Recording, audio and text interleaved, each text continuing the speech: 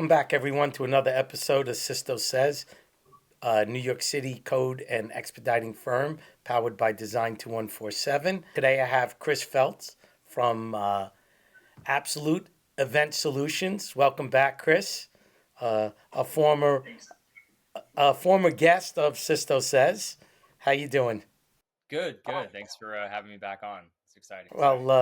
You're a movie star, you know. The first time you came on, it was at the very beginning of Sisto Says, and we had a great show talking about temporary places of assemblies here in New York City and what it takes to do them, how you find these event spaces, and what AES does on a daily basis. So, I guess my first question to jump right into it is so what's the market like today for these event spaces? Because your firm really started right after COVID in really jumping into this world of finding locations. So how's the inventory? So that's a great question. I think if you asked me in January and February, I've given you one answer. If you would ask me in April and May, I would give you another answer. And if you ask me now, I'm going to give you a completely different answer. And that's going to be kind of the flow of how inventory has been for finding event spaces this year, and also how we've just been seeing inquiries come in from clients and agencies and event producers that want to do events. And right now in this given market, I think inventory is starting to get smaller. I think there's just more, and I'm seeing more spaces, vacant commercial spaces are being leased up, especially in the Soho area, which since our last conversation, which was about a year and a half, 2 years ago, that was a market that we were entering into. Right, and you were at the beginning stage of going there because most of your stuff was Midtown, like in the 30s, right? Yeah, our main space, Center 415, which is about 30,000 square feet, just right on Fifth Avenue between 38th and 37th Street. It was just, it is still, a really successful venue because it can just be used for so many different I was things. going to just say Great corporate.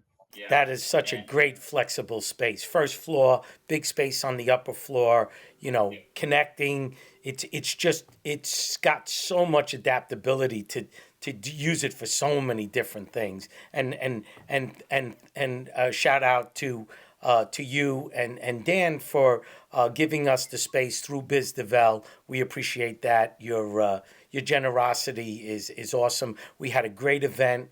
And people were very impressed with the space, the layout. We had the chairs, conference space. It was absolutely a great night, and we thank you for that. Yeah, of course. You know, Industry events, things like that, those are great. It's always good to just kind of like bring awareness to the type of business that we do. Obviously, in our world where we have the marketing agencies, the brands themselves, event producers, like we all speak the same language. Right. Everyone knows each other. Um, but I think the other piece of the industry which we touch on, which is the real estate world and kind of the construction property management world, is that we provide a solution to a lot of these landlords, even developers, even buildings that are in receivership, to figure out a short term solution to their short term problem of vacancy, and having a almost like a town hall, or like a time to donate the space for people from that industry to use it and kind of have a chance to connect, but also have a chance for us to indirectly kind of share what we do. It's good for everyone. It's good for the two worlds to come together. No question about it. And the professionalism that goes into it, how you set up the space. So, I was meeting with a couple of developers over the last several months, having dinner or lunch, and they seem to be very optimistic now about the first floor retail space, where a few years ago I don't think well, the one thing that I do know is they're not getting the same rents that they're getting from prior to COVID. Um, but they were having a hard time even just getting people to look at them going back 2 years ago, and it seems that's picked up a little bit here in New York City. So have the has the inventory gone down and the price per square foot gone up, or is it about the same? What it comes down to is how satisfied the landlord or the property owner, whoever the stakeholder is of the property, about the services that we're providing. And I think mainly it's about the cash flow that we generate for them while they're kind of like weighing their long-term goals for the space, right? Do they are they satisfied with the revenue that we're generating for them? And does that then postpone their long-term goal of finding a tenant?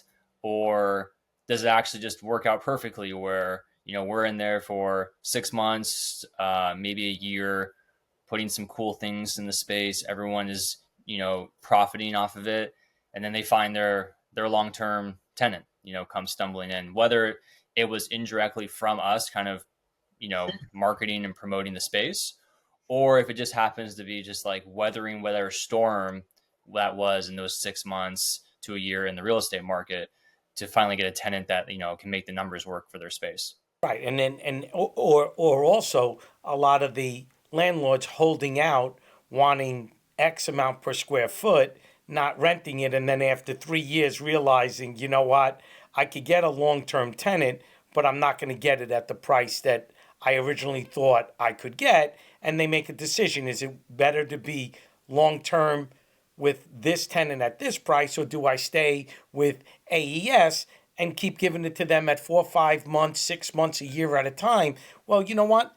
Every space is different. Some of your spaces really work out well for what you use it for. It brings a vibe to the neighborhood. It brings a vibe for their property, and they get a vanilla box. They don't have to worry when these people move out and deal with all the, all the problems that come along with a long-term tenant, because it's not always peachy. It's not always great. If it was that easy, everybody would just do it, right?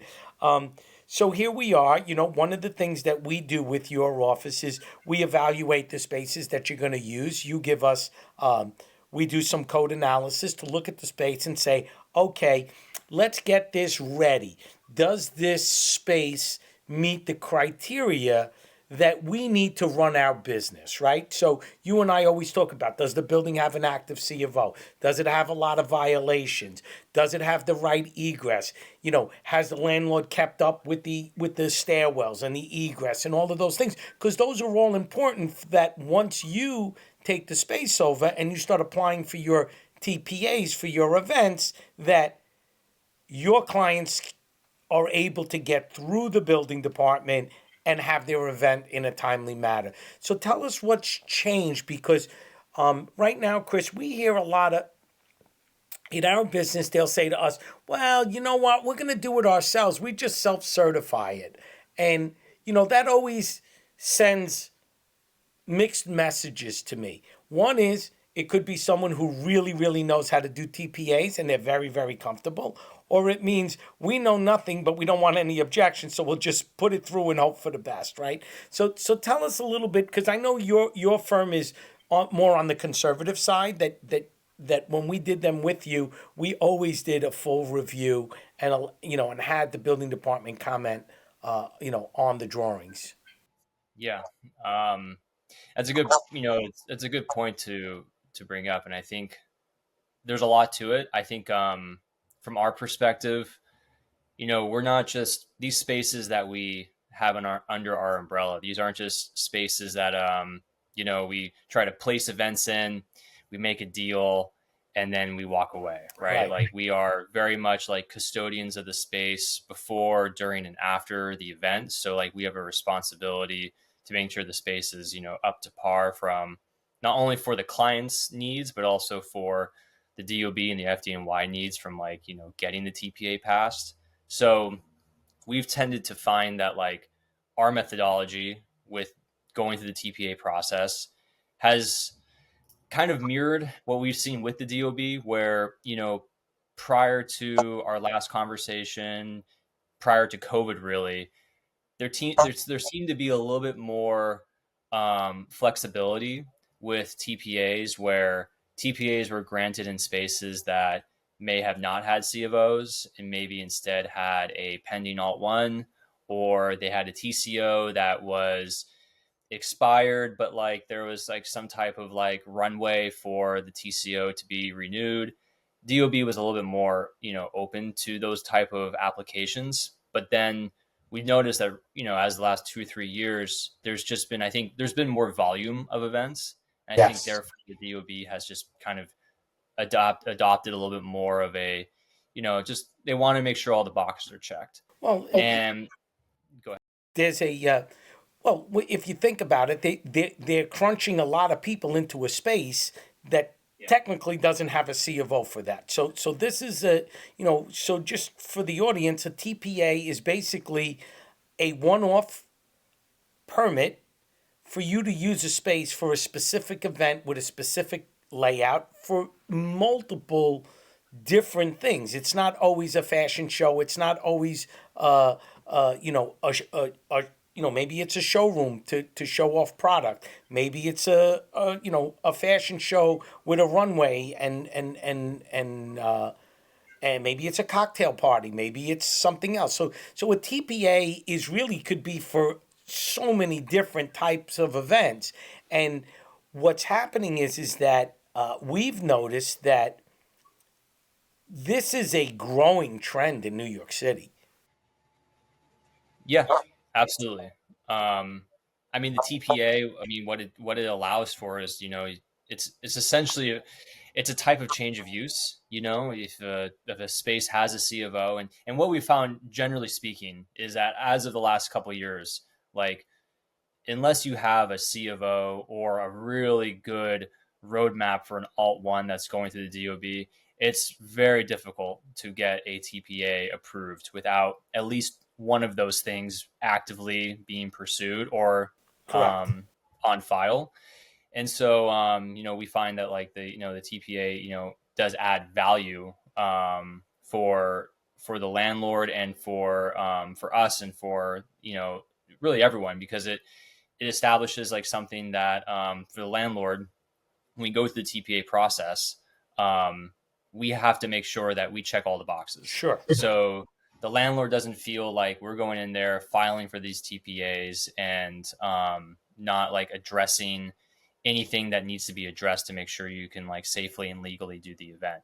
And Um, and I think that's a great point, Chris, because I think um, like we alluded to at the beginning of the show, is that the space you have downtown, we went there just after you rented it, and we went through it and we said, okay, this doesn't look right. We need to fix this. Hey, Chris, is this really an exit or isn't it? And we did a lot of research. We did a lot of studying. We went back to old building department records, and we were able to say to your firm, hey, this works. And if the DOB questions it, here's the proof, here's the backup, here's the old records, here's the egress calculations. So I think that, and I say this, that it's a pleasure to work with your firm because you're 100% right about you are the custodial person for this space on behalf of the owner, and you don't want any problems. You want your customers and your clients to feel like if we rent the space from AES,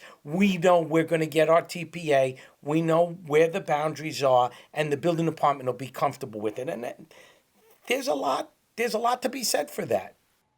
yeah, I mean, it's a deep catalog of rules and regulations and things that DOB requires. I mean, I think on the surface, there's the easy to get, low hanging fruit to getting a TPA processed and passed. But I think you can go much deeper into it, and it really kind of represents like the status quo of a building. I mean, if you can go into a building and you can get a TPA passed without little or no infrastructure modifications to the space, Right, that's then a home run. the building's in pretty darn good condition. And I think something that we've learned as well in the last couple of years is we've learned that every architect, every expediter, every code consultant has like their own level of like what they want to do to make sure that they feel comfortable being kind of the record keeper of the Correct. TPA. Um, we've seen that like one event could have 10 fire guards and multiple additional exit signs and require, a DOB inspection, where there's a similar event with maybe just a few different changes, and the number of fire guards are cut down or the number of exit signs are reduced, and there's a little bit less of requirements to get it through. And the team that we work with to do the architectural plans and to push it through, which is a company called ECC, they really do a great job, making sure that when they submit it, that it Get really comfortable. checks all the boxes. And, we've learned too that when buildings have open violations, or when buildings have, issues on their DOB profile, and those type of things get flagged by the DOB. And a selling point that we give to our landlords is that, listen, like when we take your space and we apply for these TPAs, as long as we can come to a good agreement, like we're going to clear up a lot of your violations. Right. We're gonna be able to be your eyes and ears of things that maybe you weren't really paying attention to, but we need to, because we can't have our events if they show up and they pop up, and you're able to basically keep an eye on their building. Yeah, and it depends, right? I think it depends on which kind of property owner we go to. I think there's some property owners that they really are hesitant on this because like they know that there are a lot of things that need to be fixed in the building, but they know the minute that we start doing events in there, it's going to trigger all of Sure. these different items. And the building's fine, the building's safe, like there's nothing wrong with it because the Right. building as it stands is vacant and it isn't being used for anything. And they know that if we start doing TPAs, all these different things are going to have to get solved, and that might not work with their roadmap. But there could be another building across the street whose roadmap is to increase the tenants in their building, and they know that their retail space has a bunch of issues. And if we go in there and do events, we're going to solve those issues for them. And so not only are we going to deliver them, like you said, a vanilla white box space that checks all the infrastructure options, we're also going to check off all their code issues. And so Right. now when a new person comes in there, maybe it's a Dwayne Reed, or maybe it's a retail pop-up, or not retail pop-up brand, but just a retail brand, that brand is not going to have to jump through any hoops when they go and file their all two plans to modify the space. Because you identified them and cleaned them up. Yeah, so we make it clean. We all of our spaces, we try to make sure at least the ones that are on our list have very clean profiles from a DOB perspective, because we want to feel like when we submit a TPA, which is really kind of like the cornerstone for us to get these events approved. We want the DOB to know, oh, hey, that's AES that's applying for these permits. We know they have a good reputation of following the rules, of not having disruptions with their events. And even to that effect, we do still have, I know there's an option that most people take, which is, works for a lot of different situations, to self-certify. I mean, we still do, standard filings where we still have the DOB come through, walk the space with us, and develop relationships where we're kind of like, okay, the DOB understands that, like, we're opening the doors for them to come in, and we learn from them. Like if they note something in our space that we maybe didn't see, it's great for us because like, okay, good, now we know and we can solve it. We become smarter. Our venues get leveled up because now they're at a higher standard than maybe they were before. And we become more educated as venue managers and venue operators. Oh, and uh, it sounds like a great business plan, Chris. Without question, it sounds like a Yeah. great business plan, and I think reputation in your business and my business has a lot to do with what we present.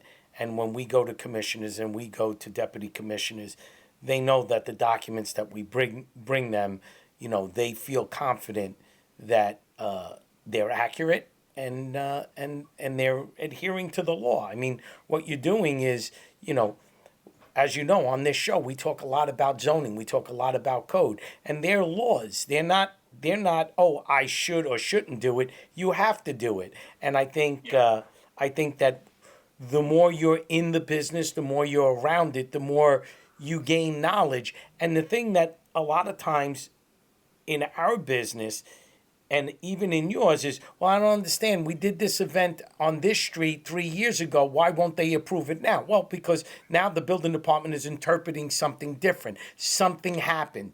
There was an event, something happened, and now they want this extra sign. They want this extra fire guard. They want proof that all the fire extinguishers have been serviced. They want proof that the fire alarm was and so what you did 3 years ago doesn't mean that you take the same plan and put it in and that they're automatically just going to approve it, because they may be have different rules that they've adopted or they've seen that they missed a boat on. So, it's always evolving. It's always evolving, and that's what makes it difficult, but also makes it, having a good business plan makes it easier to navigate that for sure. Yeah. Um, that makes, yeah, honestly, that's right on it. And,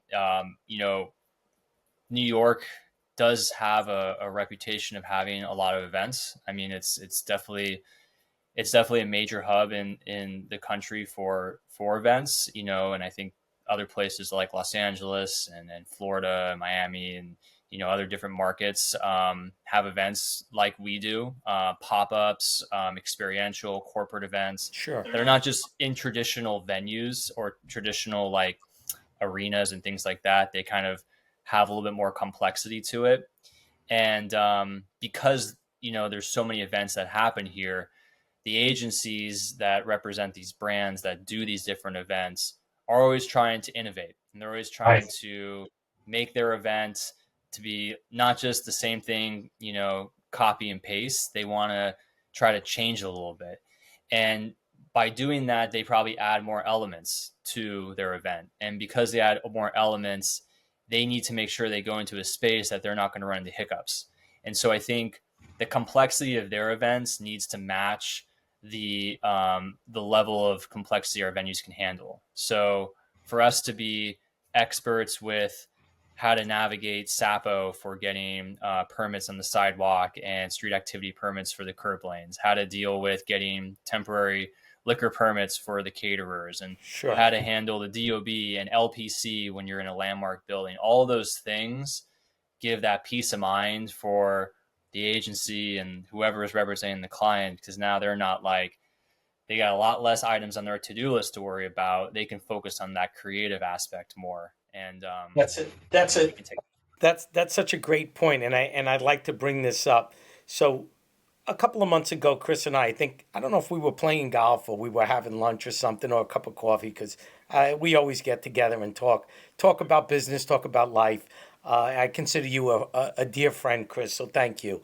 But we were talking about the event world building, and I'm like, wow, this is great. You got this great space. This, fashion company comes in. It's Fashion Week. They're going to use the space. I go, and do they rebook it next year? And you go, well, usually not. And I'm like, well, what do you mean? I go, that's crazy. They have such an awesome event, and you had bringing out the business side of event space, that the artistic side of it, of not repeating the same thing. They'll use your space once, have an incredible experience, and yet they may not come back to that space again. So you may need a different kind of space. So in reality, you're also searching for different spaces. Even though you got this great, event planner who thinks this is the greatest venue, they may only come to New York City once and they may never come back again. So tell us a little bit about that side of the business, how you go and try to, A, find the right space that works economically to make your business work, right? Because you guys are in the business of making money, right? And then two, how do you try to find different types of spaces? So maybe they were at 38th and 39th and 5th, but next year they want to be in Soho, and maybe next time they want to be on the West Side somewhere. So tell us a little bit about that kind of discovery. Yeah, no, for sure. And so this discovery, we call it Venue Seek. Quick description is just it's a sourcing division. Our founder Dan Coben, that's kind of he's always been doing it. That's actually led to the spaces that we have under our portfolio now. They were initially sourced for something, and then Some of them are as easy as just like, okay, let's just make a deal. And other of them needed a few events to come in there to learn that the model worked. Right. And that handles our core business. And so when you talk about the clients or inquiries that we get that for Fashion Week, for example, where they're like, hey, we did Iron 23 last year and it was fantastic, but we want to try something a little bit different. Maybe it's in Soho, maybe it's in Chelsea, maybe who knows where it is. Maybe it's in Greenpoint in Brooklyn. Um, we basically first off use our background of being a successful venue operator, understanding how to program a space compliance wise to host events. We use that as like our validation to say, hey, we're going to find a space for you that if we show it to you, you don't have to worry about that space having red flags. We're basically going to do Well, that was part of what we talked about earlier about finding the right space, but vetting it out that when it's ready to go, we're not going to have an issue. yeah. And I think a lot of people now in the real estate world, I think a lot of brokers know, and I think honestly, even like landlords know themselves. They've just seen so much of it that they're like, you know, they'll be contacted or they'll just kind of advertise, hey, we can find you a pop-up space, which is great. And there's a lot of times I will sometimes work with those people to like find a space for a client. But what we try to just show a client is the space that is hidden in under a rock, or we maybe know because we have a connection with somebody at the space that 3-4 months from now the space isn't become available. So we leverage some of those relationships, which once again kind of goes back to what Dan has been doing all these years, and when I joined, kind of working with him to kind of start to grow with these relationships, so that the spaces that we offer are not spaces that you could just go and Google. Right. You may see them, but like you're not going to necessarily think that they're going to be an event space. So we try our unique spaces. Right. And that's your brand, right? That's part of the brand that you bring. So, as always, I thank you. And at the end of it, we always try to make a prediction, right, of what's going to happen in the venue world. Last time you were here, the model was working. Clearly, it's been successful. You've added a bunch of spaces from the last time we spoke, some incredible spaces down in Soho that I've actually had the privilege to go to and walk them, and you've showed me them and how successful they are. So as we go forward, do you think the uniqueness of these spaces is going to be available to you and Dan to find as we move forward in this market? Um, yes, I do. I think like there's always going to be a quote unquote unique space. And by the way, just to define what unique is, I think unique just means like it carries the perfect balance of characteristic of maybe the neighborhood or its architecture, but still allows for a white canvas for the client to really transform the space. Right, because you're providing the palette for them. It's a white space, and then they get to introduce what they need to introduce, whether it's lights, whether it's today a big part of it is these lit images, LCD stuff. Just it's crazy. I've seen. Things like that. So yeah, so then with that, it's like okay, power and column list or large distance between columns, I high ceilings, stuff like that. I mean, it's really like there's definitely like a one page checklist. you can just check off of like these are the things you want for a perfect space. But I think there's always going to be a space, and I think it's really just about like using the relationships, right, of constantly networking with different developers, different property managers, different brokers, and just kind of having a little bit of your finger on the pulse of different areas of hey, what's going on, what's changing, things like that. So for us, it's like in Soho, it's been a successful market this year, and I think it has a good trajectory. It does have some, I think some speed bumps with how many pop-ups are in Soho Right. and navigating just like what a pop-up actually means. And if a pop-up does come to an AES space, that it's not going to be it's not going to be trending on some website in a negative way. It's going to be a Right. positive. And 50,000 people, yeah, 50,000 people show up on West 4th Street. No, that's not what you guys do. We get it.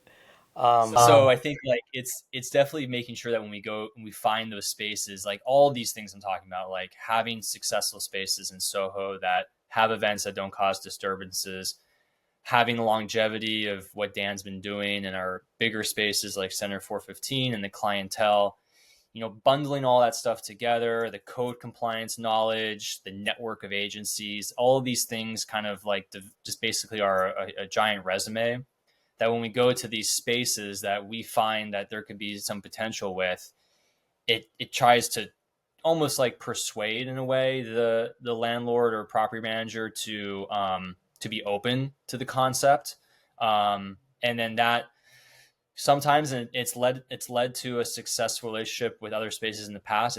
It leads to what we're talking about initially on this, which is like, hey, we get to find a space, we get to put some events in there, we get to get some money in the landlord's pockets, get some money in our pockets, and then lead to something really successful. And just a closing note there, we had saw a space a few days ago, and an interesting thought came on, which is the space that we saw has air rights, and currently it's just a 2-story building, really just was used for retail, and so the space is on the market, and it's they're looking for something for long term, so they're looking for another retail brand to take it kind of as is, and great lease. But there's also the other concept of a developer going in there and knocking it down and turning it into really nice condominiums.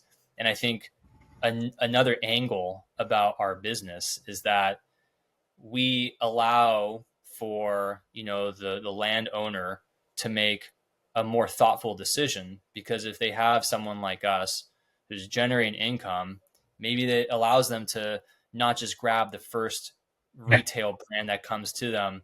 They can actually make things work to find that developer that's going to maybe help them offload the space and really make things work for them if that's what their decision is. And it ultimately comes down to flexibility. And I think that's what the really the cool piece of that Venue Seek division is, and what we offer to really every facet of the real estate industry. That's great. Well, as always, Chris, very fascinating. Always appreciate it. Always look forward to having you on the show again. You've been on twice already, and we do communicate a lot. You could always tune in to our listeners. Chris has done some newsletters with us where he explains the process of getting a TPA. So you're a very valuable subject matter expert, and appreciate you coming on the show. Thank you for doing it virtually. You're helping us out, and we thank you very much. And thank you, Sisto, for hosting me. This was awesome. Always love our conversations, and yeah, I'm just looking forward to what the future holds. Absolutely. Thank you.